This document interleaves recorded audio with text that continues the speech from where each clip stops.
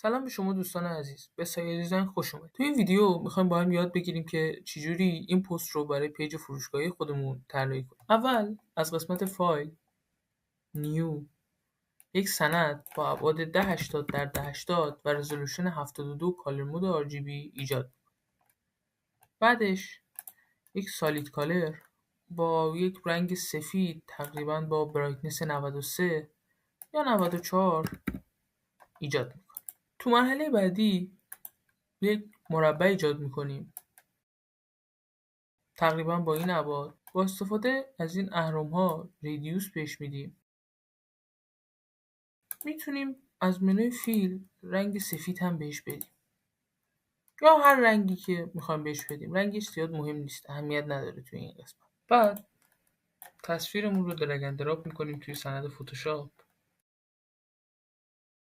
و جاش رو قرار میدیم. خب حالا طوری قرار میدیم که این پیتزای ما یکم از این مربع ما بالاتر قرار بگیره. بعدش با ابزار کویک سلکشن تول قسمت پیتزا رو سلکت میکنیم. جاهایی که سلکت نشدن رو و میخوایم سلکتشون رو اضافه کنیم با اد سلکشن اضافه میکنیم.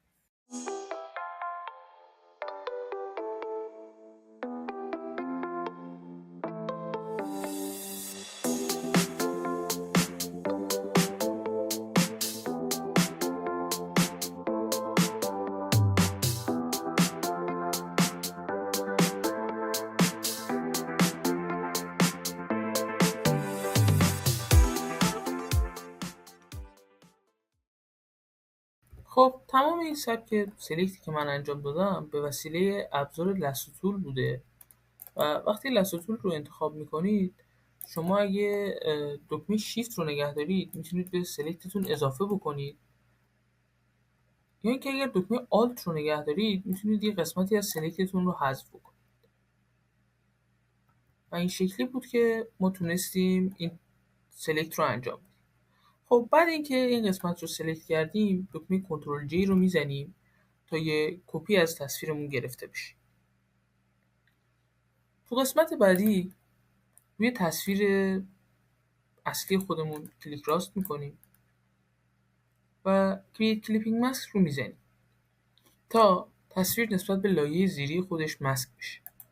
حالا ما به خاطر اینکه شکلمون جذاب تر بشه سعی میکنیم که این مربع رو بیاریم پایین تر.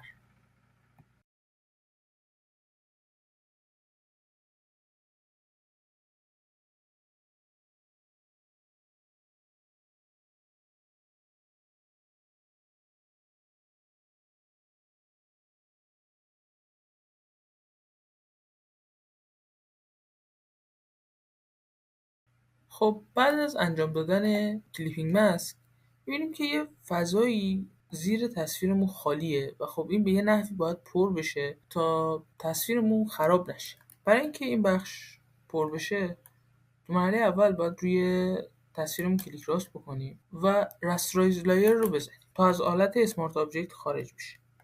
بعد این قسمت رو سلکت میکنیم، کلیک راست میکنیم، گزینه فیل رو انتخاب میکنیم، روی کانتنت اور میذاریم و تیک کالر اداپشن رو هم حتما میزنیم. بعدش اوکی میکنیم و صبر میکنیم تا فتوشاپ قسمت مورد نظر رو برای ما بسازه.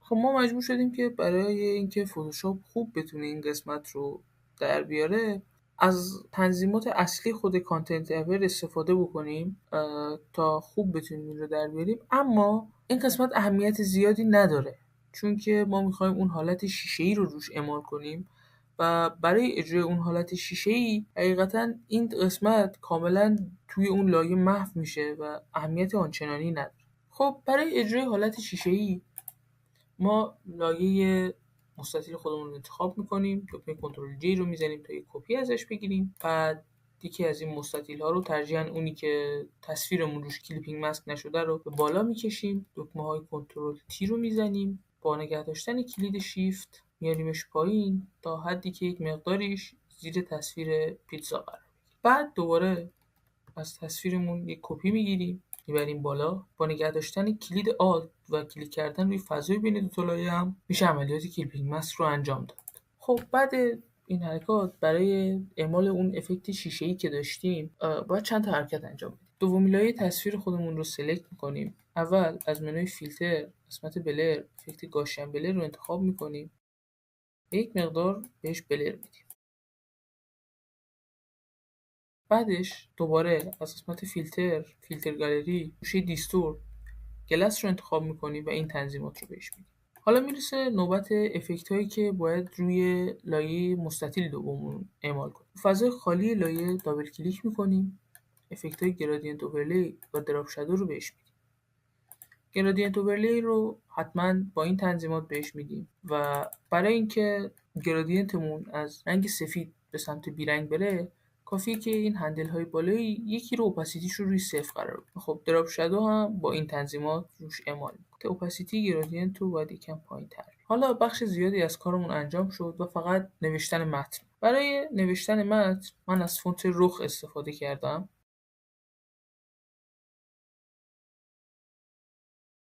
خب بعد اینکه متنمون رو نوشتیم و اون رو جایگذاری کردیم، رو فضای خالی لایه‌اش دابل کلیک میکنیم. افکت های استروک و دراپ شادو رو بهش میدیم. استروک رو پوزیشنش رو روی اوتساید قرار میدیم و یک عددی هم بهش میدیم که نتیجه خوبی رو بگم. و بعد دراپ شادو رو طوری اعمال میکنیم که سایه پشتش مشخص باشه. البته توی این تصویر ما از فونت رخ اکسترا بولد اندازه اکسترا بولدش استفاده کردیم و یه افکت دیگه هم که وجود داره اون فاصله زیادی بود که تو قسمت فود انجام دادیم.